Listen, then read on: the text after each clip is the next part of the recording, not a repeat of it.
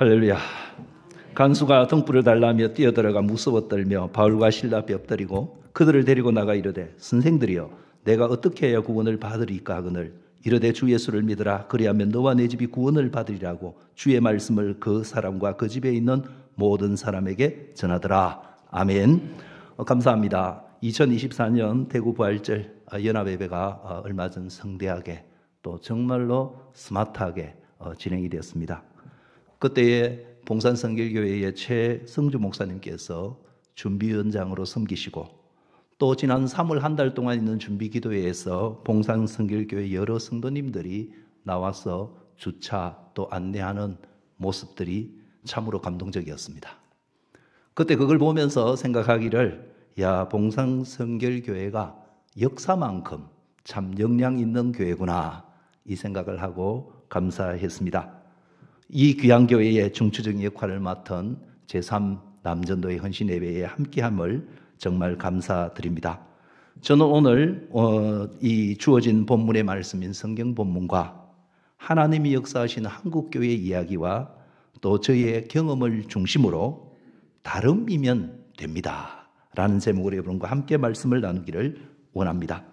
제가 섬기고 있는 성시와 운동은 도시를 하나님의 거룩한 도시로 만들자 하는 운동인 것입니다. 이 운동은 1972년에 대학생 선교회 CCC의 총재였던 한국의 유명한 김중곤 목사님께서 춘천을 모델로 시작하신 운동이었습니다. 대구에서는 1991년도에 대구 고검장으로 왔던 전용태 장로라는 분이 계셨습니다. 이분은 고검장, 검사장으로 가는 곳마다 한 지역에 부임하게 되면은 그분은 일주일 중에 하루를 반드시 비워가지고 그 지역 목회자를 청해가지고 같이 식사를 늘 하셨습니다. 그러면서 식사를 하는 친교가 가까워지면은 이분은 이야기하기를 우리가 식사만 할 게 아니고 목사님들하고 함께 기도를 합시다 하면서 기도회를 가는 도시마다 조직하셨어요.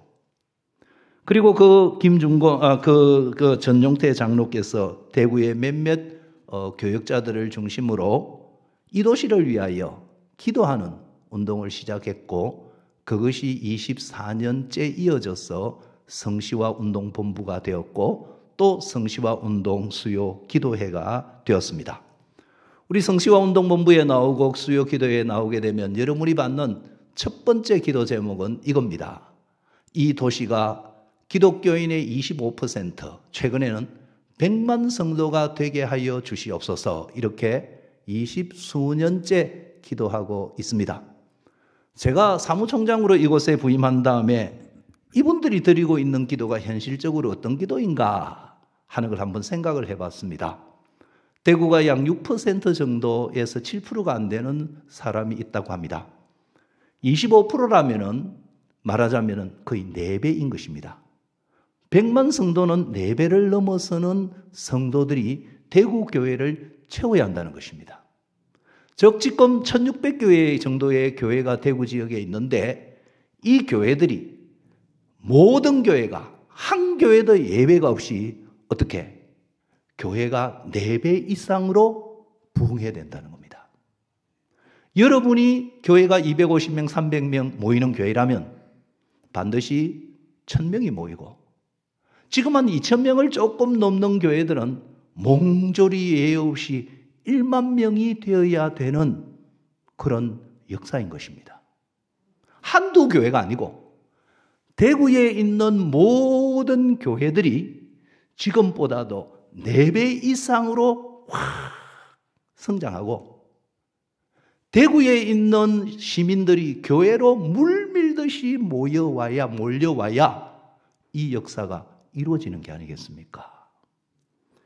그래서 저는 한 4, 5년 전에 사무총장으로 이 자리를 부름받을 때 주님, 이것이 어떻게 목표가 아니고 그냥 공한 구호가 아니고 현실이 되려면 어떻게 해야 됩니까? 봉산성결교회가 지금보다도 4배나 많은 1000명이 넘는 교회가 되고 삶 넘는 자가 지금보다도 4배나 많은 사람이 확 자리를 잡는 역사가 있으려면 우리 성시화와 대구 교회들은 어떻게 해야 됩니까? 하고 기도하고 묵상하고 연구하고 책도 보고 조언도 듣고 여러 가지를 하게 되었던 것입니다. 그런 가운데 제게 2가지의 그림이 그리고 2가지의 영광 같은 레마가 저에게 확 다가왔습니다.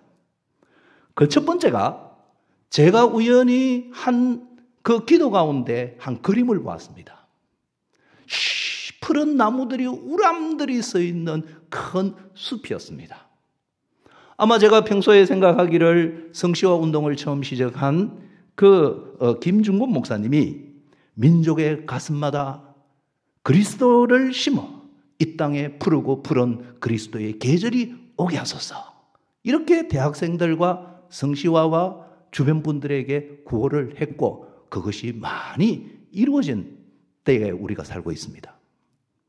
그래서 그분이 그런 말씀으로 우리 성시화 운동을 하는 것인지 몰라도 기도를 하고 있는데 푸른 나무가 쫙 들어선 숲이 저에게 영감처럼 보이는 거예요. 그러면서 저에게 이런 느낌의 말이 왔습니다. 이 푸른 숲이 어째서 푸른 숲을 유지하고 있는지 아느냐. 영감 같은 것이었습니다. 그래서 되물었습니다. 어떻게 되는 겁니까? 이것은 삼투 때문이다. 다름이 있기 때문에 나무가 숲을 이루는 것이다. 이런 메시지가 저희에게 영감처럼 들어오는 것이었습니다. 그래서 제가 그날 아침에 적극적으로 찾아보았습니다. 삼투가 뭐냐? 사전을 찾아보니까 삼투라는 말이 이랬습니다. 삼투란 농도가 다른 낮은 용액이 농도가 높은 쪽으로 이동하는 현상이라는 것입니다. 여기에 농도가 다른 말하자면 액체가 있다고 합시다. 용액이 있다고 합시다. 그 2 용액 사이에 반투막, 반이 투과가 되는, 여러분 반도체 아시죠? 반도체가 무슨 뜻입니까? 반도체는 반이 통하는 도체라는 거예요. 도체라는 게 뭐예요? 전기가 통하는 걸 도체, 전기가 안 통하는 걸 부도체라 그러죠. 반도체는 뭐야? 어떤 때는 통하다가 어떤 때는 안 통하는 게 반이 통하는 세마이 콘덕터, 얘가 반이 통하는 거죠. 이 반투막을 딱 중간에 놓고 용액의 질이 다른 2개를 놓으면 고농도가 있는 곳으로 향하여 여기 저농도의 용액들이 쫙 몰려간다는 거예요. 쫙 몰려가지고 이쪽 공간을 채우는 일이 일어나는데 이게 삼투압이라는 것입니다. 문제는 하나님이 세상을 지을 때에 모든 생명체에 이 삼투압으로 지었다는 것입니다. 이 투막으로 지었다는 거예요. 무슨 말이냐? 여러분 동물이든 식물이든 코끼리든 토끼든 고양이든 풀이든 식물이든 동물이든 심지어 아메바조차도 세포로 되어 있다는 걸 아십니까? 코끼리가 큰 것이 세포가 큰 게 아니고 세포 숫자가 많은 것이지 원래는 하나의 세포에서 성장하여 그렇게 되었고 우리 자신도 세포로 이루어졌다는 걸 우리는 모두 인정하는 것입니다. 그런데 그 세포의 껍데기 바깥에 막을 사놓았는데 그게 뭐야? 반투막의 막을 딱 사놓았다는 것입니다. 그래서 어떤 현상이 있는가 하면은 예를 들면 배추가 있다고 합시다. 시든 배추가 있습니다. 이 시든 배추를 맹물에 딱 던져 놓고 있으면 조금 있으면 어떻게 됩니까? 그 시든 배추가 시퍼렇게 버럭게 탱탱하게 탱글탱글하게 살아납니다. 이유가 뭡니까? 거기에 있는 배추 사이에 세포 반투막을 통해 가지고 바깥에 있는 물이 끌려 들어오는 거예요. 끌려 들어와 가지고 그 배추를 탱글탱글하게 만드는 것입니다. 또 거꾸로 이 배추를 소금이 가득 있는 소금물에 담가 놓으면 어떻게 됩니까? 거기에 있는 배추 속에 있던 물이 쭉 빠지면서 배추가 쭈글쭈글쭈글해져 가지고 김장할 수 있게 되는 거 아닙니까? 식물만이 아니고 우리가 어릴 때 우리가 손에 어떤 수영장을 간다든지 해가지고 오랫동안 물 속에 있으면 어떤 일이 일어납니까? 손바닥이 너덜너덜너덜해집니다. 그 이유가 뭡니까? 이 손바닥에 세포로 물이 유입이 돼가지고 손바닥이 너덜너덜 부풀어 오르는 그 현상들이 다 말하자면은 우리 사람이나 식물이나 모든 생명체들은 이 삼투를 할 수 있도록 되어 있고 삼투로 인해 가지고 이 농도가 짙은 곳을 향하여 약한 것이 몰려오는 현상이었다는 것입니다. 그러면서 그때의 그 말씀이 해석이 되어지기를 나무가 있는 숲이 있는 큰 숲에 그리스도의 푸른 계절이 오는 그 숲은 어떤 것이죠? 어떻게 그 이파리가 수액과 자양분을 공급받습니까? 땅 속에 있는 수액과 자양분이 삼투, 나무가 가진 높은 농도의 용액이 있어가지고 그 용액이 있으면은 어디 흙에서 땅에서 물과 자양분이 뿌리를 향하여 뿌리에서 줄기를 향하여 줄기에서 잎을 향하여 저 수십 메다 높은 나무 꼭대기까지 올라가 가지고 나무에 수분을 공급하는 현상이라는 것입니다. 이것이 이 나무를 살리고 이 숲을 살리고 이 세상을 살리는 하나님의 방법이었다 하는 것입니다. 오늘 제가 읽은 이 본문에 보게 되면 바로 그 삼투를 보여주고 있는 것입니다. 너 짙은 농도를 향하여 스며들시 몰려오는 것입니다. 수많은 사람이 마치 우리가 성시화를 이루려고 하면은 수많은 사람이 물이 몰려오듯이 사람이 몰려와 교회를 채우듯이 땅 속에 있는 물이 나무로 몰려가가지고 푸른 잎을 형성하듯이 오늘 우리가 읽은 이 본문에는 바울이 최초로 유럽으로 건너가서 유럽의 교회를 세울 때 그때 삼투 현상으로 한 사람이 한 가정이 한 지역이 몰려오는 그림을 보여주고 있다는 것입니다.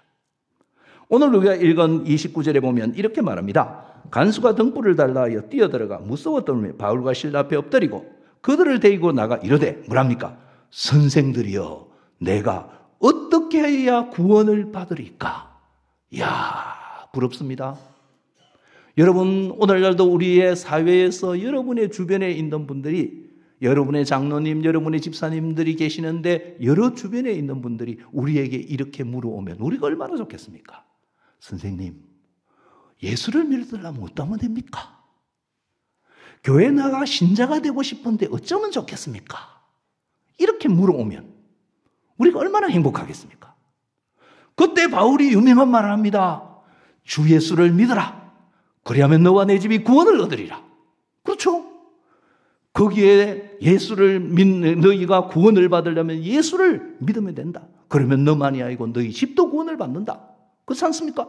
우리가 이런 말을 해줄 수 있는 그런 역사가 일어나면 얼마나 좋겠는가 생각을 해보는 것입니다. 그런데 이 간수가 빌립보 감옥의 간수, 빌립보 지역에서 간수가 바울과 실라 앞에 엎드려가지고 뛰어들어와가지고 묻는 것입니다. 선생들아, 내가 어떻게 해야 구원을 얻을 수가 있습니까? 했고 나중에는 주 예수를 믿어라. 그러면 너와 내 집이 구원을 받는다는 말을 들으니까 그 바울과 실라를 자기 가족들을 다 모으고는 복음을 전하게 하고 그리고는 그 기에 있는 모든 식구들이 예수를 믿어가지고 그것이 유럽의 첫 교회 빌립보 교회가 세워졌다 하는 이런 이야기를 듣게 되는 것입니다.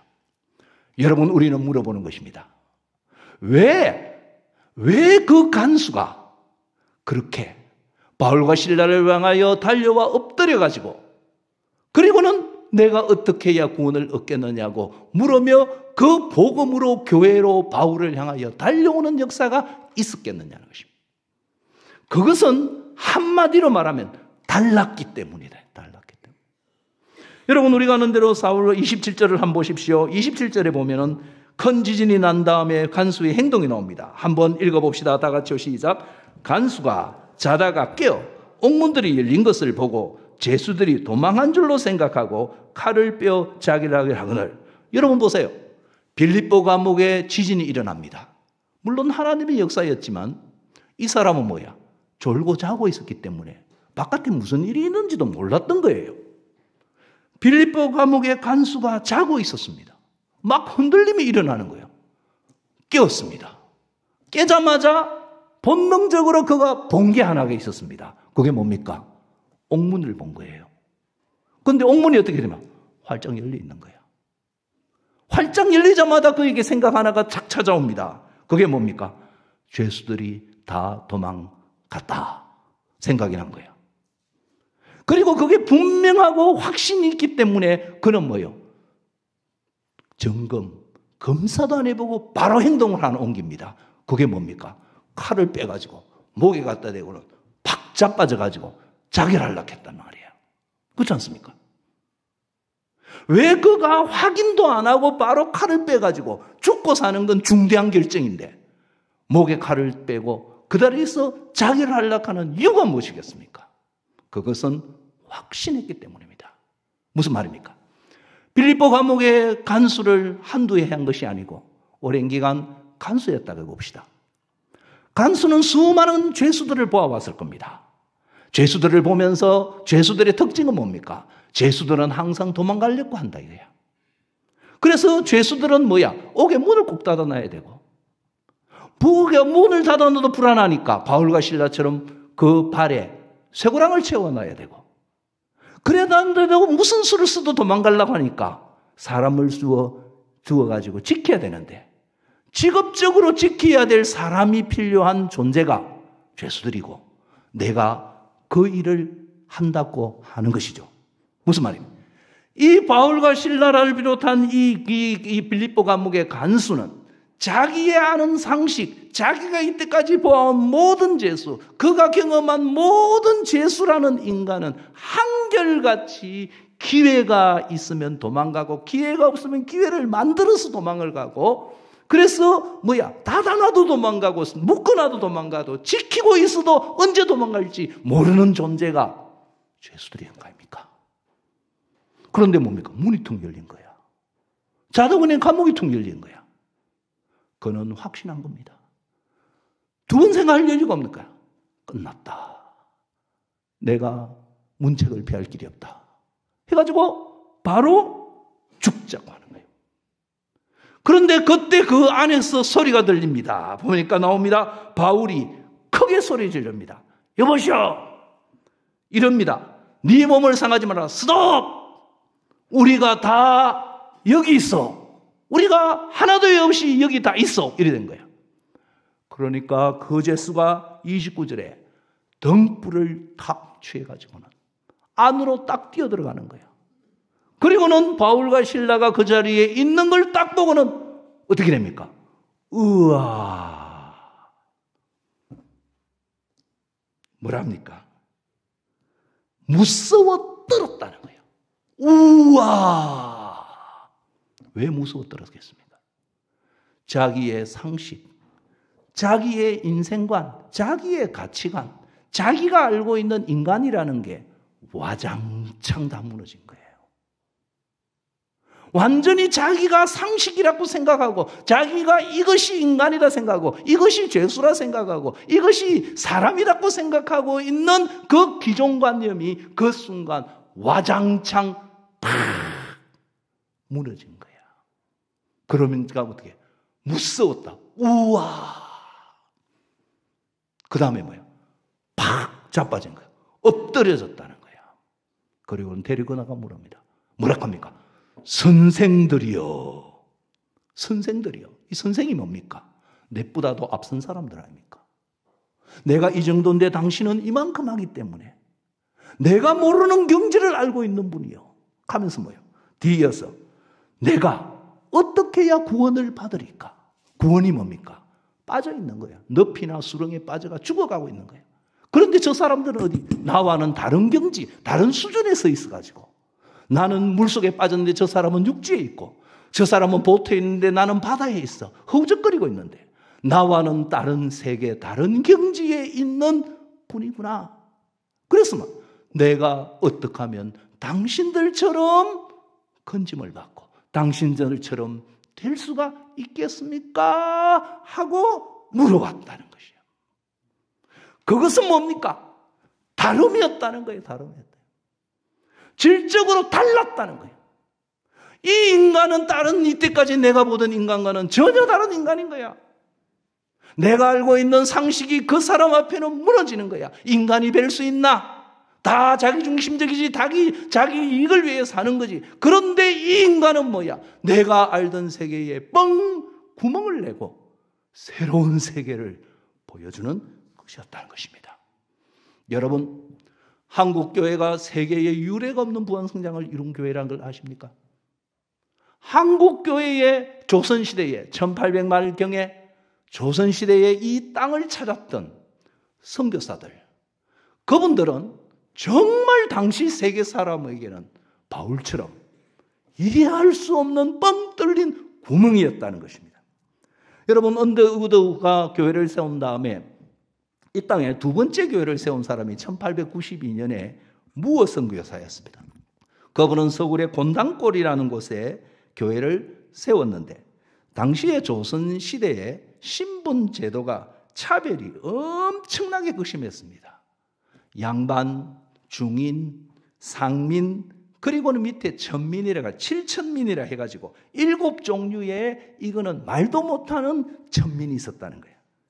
그 중에 포졸, 광대, 백정, 고리장, 무당, 기생, 갑바치들이었는데 이 사람들은 인간이 아니었기 때문에 이름도 없었어요. 이름을 지어주면 안 돼. 호적은 아예 없어. 나라가 관리를 안 해. 그리고 이름이 없다니 이름이 없어요. 그렇게 사람이 무시되는 곳이었습니다.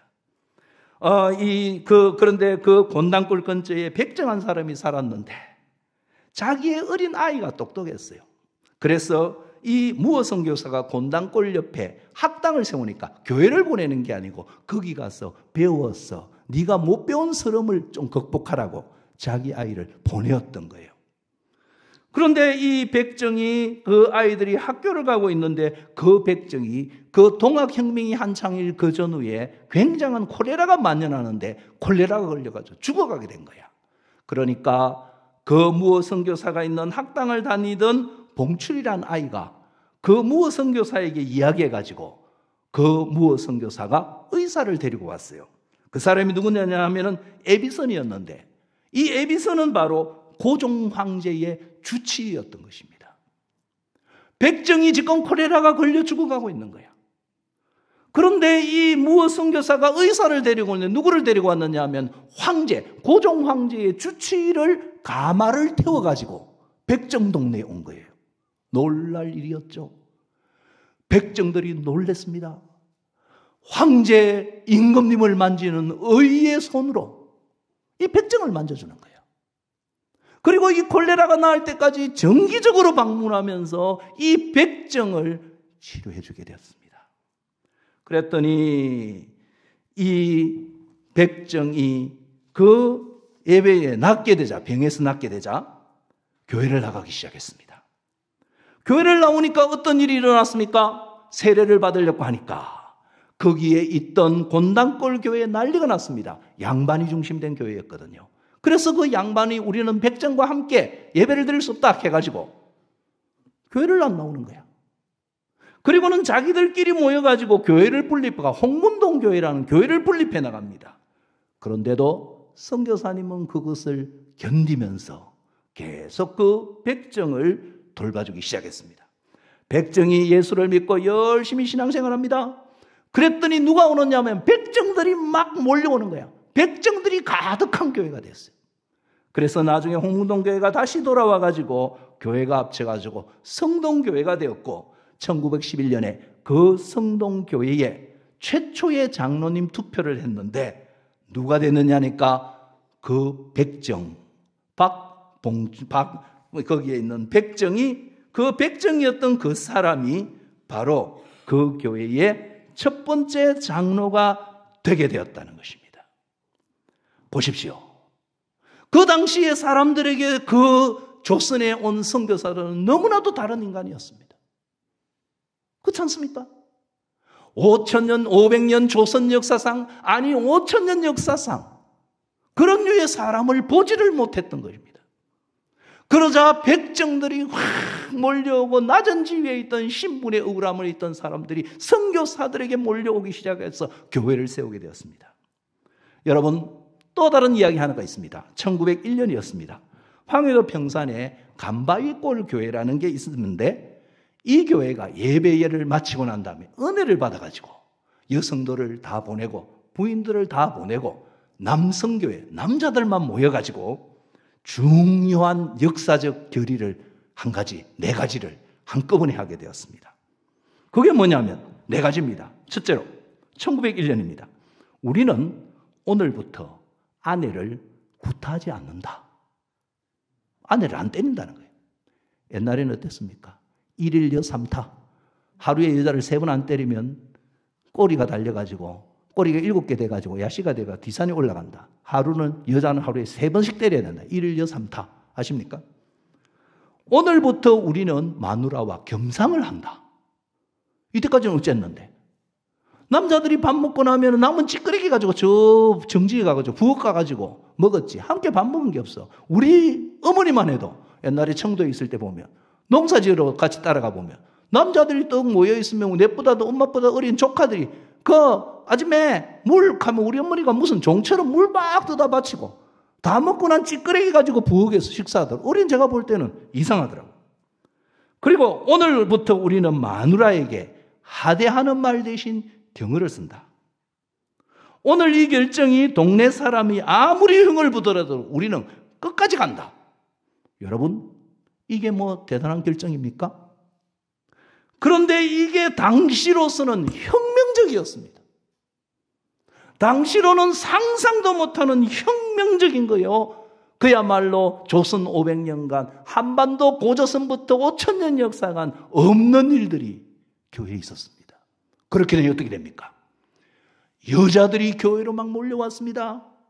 남편이 교회 가면 여자를 안 때려. 남편이 교회를 열심히 다니면 겸상을 해. 밥을 먹어줘.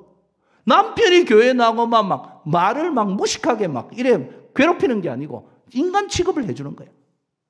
그러니까 남편을 교회 가라, 남편을 교회 가고 여자들이 막 교회 오는 역사들이 막 몰려나게 된 것입니다. 여러분, 당시에 교회가 세지면 학교가 세지고 교회가 세워지면 병원이 세워집니다. 당시에 가장 무서운 병이 전염병이 나병이었잖아요. 문둥병이라 그랬습니다. 문둥병이라는 한센시병이 걸리면은 부모도 그 사람을 버리고 형제도 버리고 동네에서는 짝대기로 돌멩이로 던져가지고 다 때렸어. 도망치게 만들었습니다. 그렇지 않습니까? 그런데 선교사들은 뭐합니까? 교회는 뭐합니까? 병원을 세우는데 돈 되는 병원을 세우는 게 아니고 나 환자들을 위한 병원을 세우는 거야. 쫓겨다니는 그 사람들을 불러 모으는 거야. 여러분, 대구에만 해도 여 뒤에 통합청에서 엄청나게 큰 수천 평 땅 지금 있는 거 아십니까? 엄청나게 큰 땅입니다. 그게 여수 애양원보다도 더 많은 나 환자들이 대구 경북에 있는 나 환자들이 돌봤던 선교사들의 땅이 지금까지 그대로 있습니다. 가는 곳마다 이런 일들을 하는 한국교회는 당시의 사람들이 보기엔 달랐다는 거야. 우리에게 없는 세계가 그들에게 있었기 때문에 사람들은 뭔 일이 일어납니까? 첩도 안 모시고 술 담배도 안 하고 도박도 안 해가지고 그리고는 일도 일을 안 하고 제사 지낸다고 핍박을 받았지만은 사람들은 뭐야? 저 사람들은 대단한 뭔가가 있는 분으로 알고 있었기 때문에 교회는 부흥하고 기독교 한국교회 조선시대 이후부터 계속해서 수많은 사람이 삼투 몰려오는 역사가 있었던 것입니다. 여러분, 제가 1970년대 중반에 중고등학교를 다녔는데요. 그때 이런 일이 있었습니다. 고등학교 때인데 고등학교에 독일어 선생님이 오셨는데 뭐 아베체대, 구텐모른, 구텐탁 이런 정도는 안 가르쳤겠습니까? 그런데 수업 시간인데 하나가 뭐 질문했는데 잘 못했어. 나오라는 시계를 봤더니 알을 패고, 여러분 친구란 영화 아십니까? 너 아버지 뭐 하시노? 그 장면 그대로 막 하는 거예요. 그래가지고 제가 있다가 같은 반이 아니었습니까? 저 뒤쪽에 있다가 손을 빡 들었으면 알을 막 시계 패고 있는데 선생님 이랬거든. 그러니까 뭐야? 놀래가지고 뭐야? 이런 거야. 그래서 제가 그래, 선생님 애를 왜 그래 때립니까? 선생님이 교육적으로 때리는 게 아니고 분노 때문에 그런 것 같습니다. 절제해 주십시오. 내가 그러는 거야. 그래서 어떻게 되는지 아십니까? 선생이 애 패기를 중단하니 떡 돌아보니 나와 이 새끼야 하더니 죽도록 패가지고 제가 그날 엄청나게 막 입이 반띵이 되도록 터졌습니다. 지금 제가 지나고 난 다음에 왜 그런 행동을 내가 했을까? 했을 때 제가 중고등부를 다니는 저는 정말 이상했습니다. 뭐가 이상했냐? 여러분, 제가 다니는 교회는 그때 당시에는 교련 선생님이 있어가지고 알을 안 패면 교육이 안 된다 해가지고 선생님이 아예 몽둥이를 들고 다녔습니다. 안 그랬습니까? 그런데 제가 다니는 교회에는 선생님이 애를 안 때려요. 목사님도 안 패고 전도사님도 안 패고 주일학교 교사도 알을 안 패는데 주일학교 교육이 잘 되고 있었습니다. 안 그랬습니까? 안 때려도 애들이 교육이 되는 세계가 있는데 왜 이 세계는 애를 저렇게까지 개패듯이 패냐? 제가 볼 때는, 어린 제가 볼 때도 이해가 안 되는 것이었죠. 여러분, 당시에 제가 다니던 부산에 동화중학교 고등학교를 다녔는데 그때 학교 근처에서 그 위에 있는 수정여중 또 무슨 여고가 있었고 밑에 중학교 고등학교가 있었는데 애들이 왔다 갔다 하면 눈이 맞아요. 그러면 끝나고 나면은 몰래 어디 갔냐면 찐빵집에 가가지고 찐빵 먹으면서 이래 찐빵을 먹는 그게 데이트였어요. 그런데 여러분, 찐빵 먹다가 걸리면 어디 되는지 압니까? 유기징역을 당했어요. 남녀 학생이 만나가지고 찐빵집에서 둘이 앉아 찐빵 먹고 있는 게 걸리면은 그 유기징역이 아니고 정학을 당하는데 일주일간, 한 달간 정학을 당했다니까요. 그런데 여러분, 제가 다니는 교회는 어땠는지 아십니까? 남녀 학생이 한 공간에 모여 있습니다. 그렇지 않습니까? 남학생, 여학생이 한 공간에 모여 있어도 아무 일도 없어요. 아무 일도 아닌 거야. 남녀 학생이 한 자리에서 그냥 짜장면 먹으러 다니고 만두 먹으러 다녀도 그걸 가지고 문제 삼는 것도 없고 아무렇지도 않아. 교회는 그랬다니까요. 여러분, 학교에서 풍금으로 삥삥삥삥하고 삥삥삥삥 이럴 때 교회는 피아노가 있었던 거 아십니까? 여러분, 세상이 그 당시에 가난으로 찌달려 재미없을 때 교회는 여름 성경학교 가면은 수박이 얼마나 그때 비쌌습니까? 그런데 수박을 막대기로 막 깨는 장난을 막 하는 거야. 사찌기 사빠뽀 이런 거. 당시에 인기 있는 모든 재미난 게임들 사찌기 사빠뽀 전기놀이 이런 거 교회에서 다 있는 거였습니다. 온갖 게임이 교회만 있었습니다. 기타를 배우려면 교회 가면 저절로 기타가 배워졌어요. 여러분, 알토, 소프라노, 테너, 베이스 이런 말 당시 사회에서 들어볼 수 있는 말이 아니었습니다. 그런데 교회 오면 알토, 테너, 베이스 나눠가지고 교회에서 합창단을 막 하는 거예요. 그리고는 교회 안에서 문학의 밤, 선곡의 밤, 그렇지 않습니까? 그 클래식 음악 같은 거는 무조건 교회 와야 되고 문학의 밤을 하는 것도 교회부터 시작됐고 선곡도 무조건 교회만 있었습니다. 게다가 학생들이 민주주의를 배운 거예요. 그 중고등학교 있으면 자치회를 만들어가지고 회장, 부회장, 총무서기 회계를 만들고 여러분 1970년대 말에 국회에서나 가능한 동의합니다, 제청합니다, 감행하십시오 이런 회의가 없었다니까요.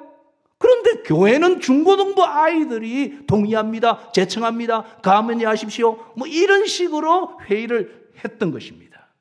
제가 다니던 교회에 한 60명 정도가 중고등부에 나왔는데 우리 교회 중고등부는 전통이 있었습니다. 고등부 회장은 무조건 서울대학을 갔습니다. 제 위로 3대가 서울대를 가고 제 때 못 가고 내 밑으로 2대가 계속해서 갔습니다. 이게 어떤 일이에요? 그래서 우리는 생각할 게 중고등부 회장하면 서울대가 원래 가는갑다. 그렇게 생각하고 있었어요. 왜 그랬을까요? 세상에 똑똑한 애들, 영리한 애들이 이 세상을 보니까 교회는 다르더라는 거야. 교회는 우리에게 없는 게 있더라는 거야. 그래서 삼투현상으로 몰려오기 시작해요. 질 높은 것으로 질 없는 것이 뭐예요? 약한 질이 막 몰려와가지고 교회를 채웁니다. 중고등부에 똑똑한 애들, 영리한 애들, 머리 깬 애들이 막 있게 되고 그리고는 어떤 일이 납니까? 1978년, 70년과 80년대 엑스폴로 74, 100만 기도운동 그래서 어떻게 됩니까? 한국교회의 최고의 역사가 일어납니다. 인류 역사상 최고로 큰 교회가 한국 땅에 생기고, 인류 역사상 최고로 큰 장로교회가 생기고, 세계 최고의 큰 감리교회가 한국에 있고, 세계로 최고로 신학생이 많은 신학교가 한국에 있고, 한국의 놀라운 역사들이 막 도시를 떠난, 시골을 떠난 도시 사람이 몰려와 곳곳에 교회를 세워지는 엄청난 역사를 이루어왔던 것입니다. 할렐루야. 제 말이 맞지 않습니까? 안 그렇습니까? 우리의 경험입니다. 그런데 지금은 어떻습니까? 지금은 사람이 안 옵니다. 오히려 지금은 역삼투가 일어납니다. 사람들이 빠져나갑니다. 한 은퇴하신 분이 오랫동안 은퇴하다가 나중에 은퇴한 다음에 동료 부장을 만나가지고 식사를 하는데, 야, 내일 내 교회 간다 하는 이야기를 처음 들었다는 거야. 수십 년간 직장 생활을 하면서 자기는 주일 일요일마다 등산 갔는데 이 사람이 등산을 안 간다는 거야. 나중에 알고 보니까 교회 가는 거였어요. 그 사람이 나중에 뭐라 했는지 아십니까? 야, 일요일 날 네가 등산 가는 거, 일요일 날 내가 등산 가는 거하고 일요일 날 네가 교회 가는 거 외에 네하고 내하고 다른 게 뭐 있노 하더라는 거예요. 직장에 오니까 똑같더라는 거야. 약간 어려운 일은 싹 피해가고, 약간 부족한 거는 슬쩍 덮어가고, 그렇잖아요. 지난해나 내가 등산 가는 거하고 네가 일요일이 되면 달라지는 게, 나는 산에 가고 너는 교회 가는 거 외에 또 살아가는 게 똑같다. 니하고 내가 난 다를 거 없더라는 거예요. 보세요. 농도가 옅어지면 어떻게 합니까? 삼투가 끝이 납니다. 그렇지 않습니까? 그리고는 바깥의 농도가 더 세지면 안에 있는 물이 빠져나갑니다. 배추가 소금물을 향해 빠져나가 쭈글쭈글해지는 것처럼 한국교회가 쭈글쭈글해지고 다음 세대가 없고 청년이 없고 연세든 분들만 예축으로 자리 잡는 이런 현상이 생겨나는 것입니다. 여러분 교회는 어떻습니까? 우리 대구교회는 어떻습니까? 이런 상황을 놓고 제가 주님께 다시 기도했습니다. 주여, 어떻게 하면은 다름을 만들 수 있습니까? 어째야 우리가 다름이 일어납니까? 하고 제가 막 기도를 하는데 또 하나의 그림이 저한테 보여줬어요. 그게 뭐냐면, 어떤 사람들이 모여가 땅을 파는데 삽으로 어떤 사람이 여기도 새삽하고 저기도 새삽하고 이쪽에도 새삽하고 그러고 있는 거예요. 그래서 물은 거야. 그림 그 영상에서 뭐 하고 있습니까? 우물 파고 있대. 이게 뭔 말입니까? 우물을 파는데 물을 찾아 파는데 땅에다가 여기도 한 삽 파보고 없구나. 옆에도 하나 파구나. 여기 없구나. 여기도 없구나. 한 삽. 전부 30cm씩 파보다가 물이 안 나오는구나 하고 안 판다는 거야. 안 파는 그림이었어요. 그 그림의 끝에 저에게 영감처럼 주어진 말이, 한 개만 파라. 깊게만 파면 물은 터진다. 여러분, 이 지구가 우리가 아는 강과 호수에 있는 물보다도, 담수보다도 땅속에 물이 더 많은 걸 아십니까? 땅 밑에는 물이 가득해요. 물이 강처럼 흘러요. 대수청이라는 게 있어요. 제가 지하수 개발하는 분에게 물어보니까 깊게만 파면 대수청 만나게 돼 있대. 한 곳만 깊게 파면 200m, 300m 내려가면 터진대. 무조건 터진대. 그런데 뭐예요? 얇게 여러 곳 파는 일이었습니다. 제가 그 그림을 보고는 제가 기도하는 가운데 저에게 다 깨달음이 이거였어요. 여러분, 우리가 성경 말씀을 우리가 살렸고 그럽니다. 구약 39권, 신약 27권, 총 66권입니다. 구약은 장수로 따지면 929장, 신약은 260장, 총 1189장입니다. 구약은 2315절, 신약은 7959절 해서 31,102구절로 되어 있다는 거예요. 이거를 1년에 한 번을 읽으려고 하면 매 3주호 매일 석 장씩 주일날 5장을 읽어야 이 성경을 다 읽을 수 있다는 거예요. 그렇지 않습니까? 굉장히 방대한 양이라는 겁니다. 그런데 이 방대한 양의 수많은 3만 구절이나 있는 이 말씀을 약간씩 파보는 거야. 물이 안 터지게 돼 있다. 주님이 제게 준 감동은 한 개만 봐라. 한 구절만 붙잡아라는 거야. 한 구절만. 성경은 하나님의 말씀이기 때문에 어느 구절이든 그 구절 하나를 붙잡고 파기 시작하면 대수청을 만난다. 물이 터지게 돼 있다는 거예요. 이것저것 쑤시지 말고 이 성경 저 성경 많이 읽어가 많이 외우지 말고 한 구절 딱 잡고 이 구절로 내 평생을 산다. 이 구절로 내가 산다. 이렇게 가면 어떤 일이니까 내가 그 말씀을 사는 게 아니라 그 말씀이 나를 살린다. 이런 이야기였습니다. 내가 하나님의 말씀을 살아야지 하면서 이 말씀 저 말씀 오만 거 다 안락하지 말고 한 개만 붙잡고 내 안에 구현되게 하면 어떻게? 그 말씀이 나를 살린다 하는 내용이었습니다. 제가 오늘 본문에 바울을 향하여 다시 한번 나누기로 합니다. 바울이 감옥에서 벗어나지 않고 감옥에 머물렀습니다. 왜 그랬을까? 여러분 사도행전 12장 19절에 보면 베드로가 그렇잖아요. 똑같이 감옥에 있었습니다. 천사가 와가지고 옥문을 열었습니다. 그리고는 천사가 데리고 나가가지고 그 베드로가 그 교인들이 모이는 곳에 가서 그 얼굴을 보여서 사도행전 12장에 온 교회가 기뻐했다 했습니다. 그런데 그 다음에 어떤 일이 일어나지 않습니까? 그 다음에 헤롯이 다음에 일어나니까 병사가 사람 없어진 거 알고 베드로 없어진 거 알았습니다. 헤롯이 조사했지만 나오지 않자 헤롯이 거기에 있는 군사를 신문하고 그를 죽이라 명하니라. 이게 당시에 로마의 풍습이었던 거예요. 문화였던 거예요. 여러분 사도 바울이 지금 복음 전하러 와가지고 하나님의 기적이었어요. 지진이 일어나니까 옥문이 열리지만 작고 밑에 있는 쇠사슬이 왜 풀립니까? 쇠사슬은 지진 난다고 풀리는 게 아니잖아요. 쇠사슬까지 풀린 거야. 옥문은 열린 거야. 그러면 풀린 쇠사슬 너머로 문 열린 곳으로 걸어 나가면 하나님의 승리다. 주님이 도와줬다 할 수 있었을 겁니다. 그런데 신라는 그 자리에 머물렀을 겁니다. 이유가 뭘까요? 그가 나가면 그 간수가 죽는 거예요. 그가 나가면 간수가 감옥에 들고 자기가 살면 간수가 죽는 거야. 마태복음 7장 12절 그러므로 무엇이든지 남에게 대접을 받고 남을 대접해라. 이것이 율법이요 선지자. 이게 성경이라는 용어입니다. 이게 성경이다. 보세요. 내가 살면은 네가 죽는다. 그렇기 때문에 바울은 그 사람을 생각해가지고 뭘 합니까?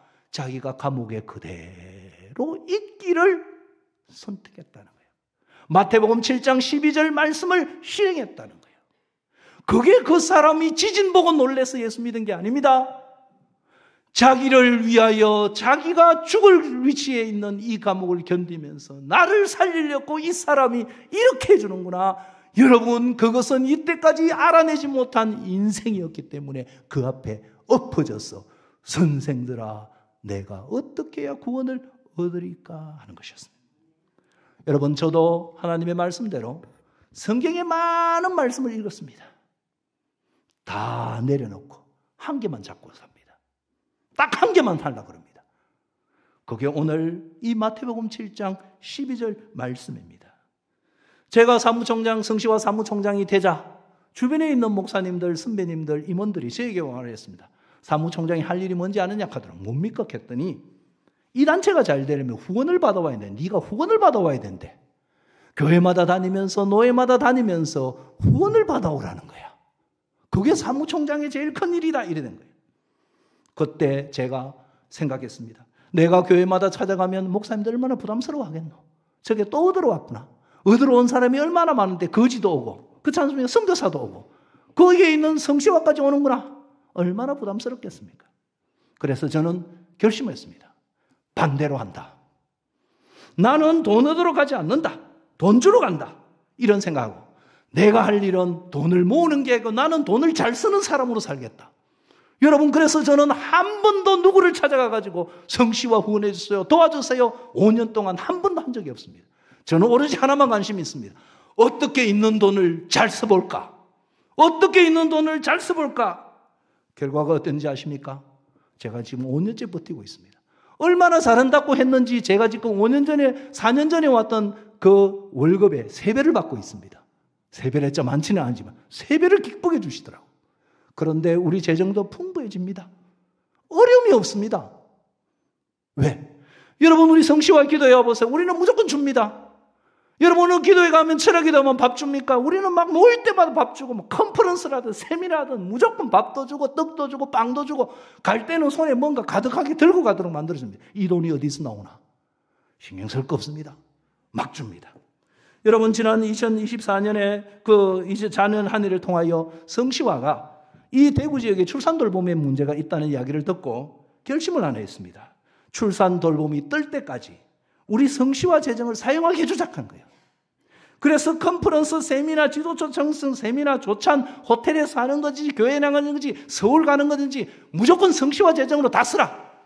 다 썼습니다. 그리고는 드디어 성씨 출산 돌봄 위원회가 생기고 성씨화 사무실도 만들었습니다. 그리고는 안에 리모델도 끝냈습니다. 지난달에 출산 돌봄 재정을 정산하고 재정을 분리시켜 주었습니다. 어째서 이럴 수가 있는 겁니까? 우리가 달라고 하는 게 아니라 주는 것이 좋기 때문에 우리가 먼저 준다는 것이. 여러분, 2023년 3월 대기총회 섬기는 부활절 연합예배에 있었습니다. 이번 부활절 연합예배에 성씨화는 순서 하나 없었습니다. 성씨화 운동본부가 여러분 그 부활절 연합예배 할 때 쭉 여러 명이 나왔잖아요. 거기에 명단 하나 없었습니다. 그런데 저희들은 제가 거기서 된 거라고는 굳이 해봤자 대기총회에 있는 그 준비위원회의 적은 중복기도 분과에 내 이름 하나 올라있는 게 성씨화를 향한 배려의 끝이었습니다.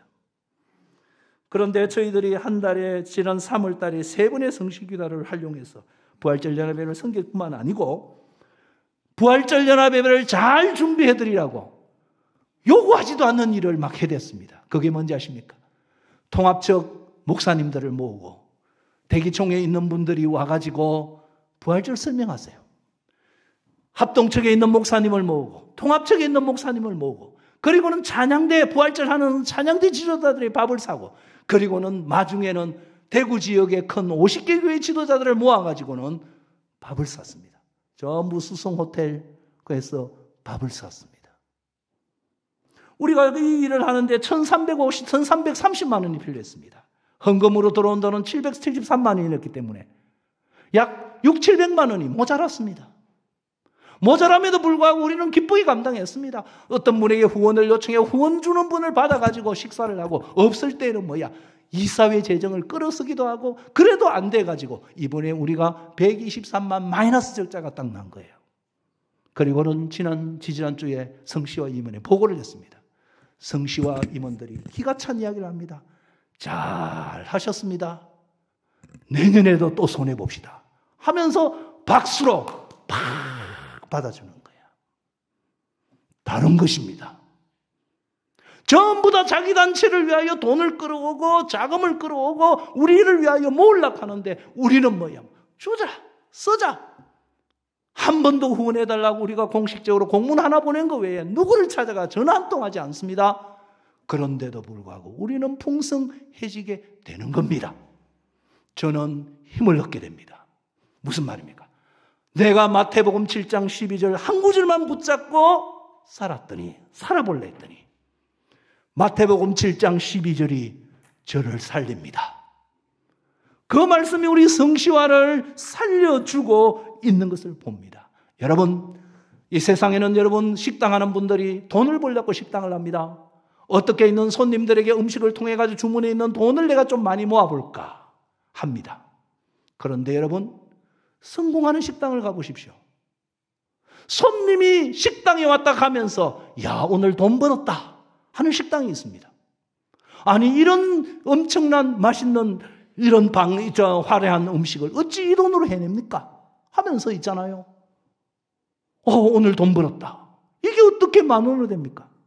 지난주에도 제가 지난 금요일에도 성시와 그 대기총에 있는 사무분들 수고하셨다고 모셔가지고 하얀집이라는 데가 식사를 했어요. 거기는 여러분 가창에 있는데 줄을 안 서면 안 돼요. 엄청나게 줄을 섭니다. 그런데 거기 가서 밥 먹는 사람은 다 돈 벌었답니다. 거기는 막 예약 없습니다. 막 줄을 쫙 서면 예약도 안 받아줍니다.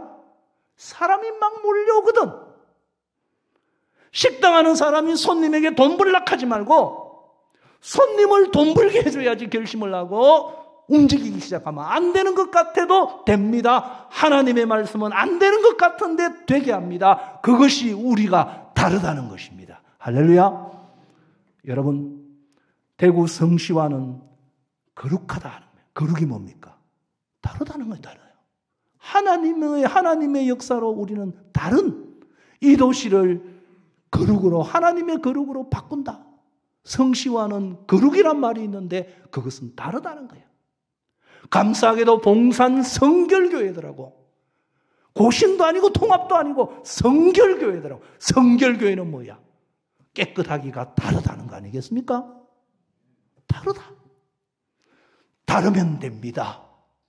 하나님은 이 세상의 모든 식물, 동물, 우리가 자양분을 얻는 모든 원리, 생명 있는 세포로 구성된 모든 존재는 짙은 농도가 다르면은 자양분이 몰려오고 수분이 몰려오고 뿌리에서 줄기로, 줄기에서 잎으로 피어난 꽃 피우는 나무들, 동식물들의 모든 생명 현상이 여기에 있다는 것입니다. 할렐루야. 우리가 다름을 만들어가야 됩니다. 여러분, 이 말씀 저 말씀 너무 많이 알려고 할 필요가 있을까요? 이 말씀 저 말씀 실행하다 조금씩 한 스푼씩 푸는 거 우물이 안 나오네. 하지 말고 앞으로 남은 얼마의 세월에 한 구절을 잡으세요. 항상 기뻐하라. 그것만 붙잡고 짜오지간 기뻐하기만, 미친 개처럼 기뻐하기만 해보세요. 세상 사람이 저기 돌았다 하지만은 배우고 싶다. 범사에 감사하라. 그거 하나만 하는 거야. 무조건 감사밖에 없는 거야. 주변 사람이 미친 개이다 하는데 나중에는 뭐야? 와, 성경의 한 구절에 빨간 줄을 긋고 그것만을 부여잡고 내 인생을 던지면 내가 그 말씀을 사는 게 아니라 그 말씀을 나를 살리고 한국교회를 살리고 한 가지만 달라도 우리는 다른 사람에게 다른 사람이 되어가지고 이 시대의 사람들이 귀한 분을 보는도다. 선생들아, 우리도 나도 어떻게 하면 당신같이 될 수 있겠습니까? 하고 물어올 때 우리의 답은 이겁니다. 주 예수를 믿어라. 그리하면 너와 내 집이 나처럼 구원을 받을 것이다. 할렐루야. 이 역사가 우리 3단 전도회 봉산성결교회 그리고 우리 성시와와 이 대구 지역에 가득하기를 바랍니다. 사랑하는 주님, 감사합니다. 과거의 한국교회처럼 세상과 다른, 농도가 다른, 질적인 것이 다른 다름을 만들어내게 해주셨어요. 다시 한번 물밀듯이 물려오는 하나님의 부흥이 이 대구 땅에 일어나 대구가 성시화되어지고 봉산 성결교회가 주님의 큰 역사를 이루고 삼남전도회가 그야말로 전도의 큰 천병이 되어지는 역사 주시옵소서. 주 예수님의 이름으로 기도드립니다. 아멘.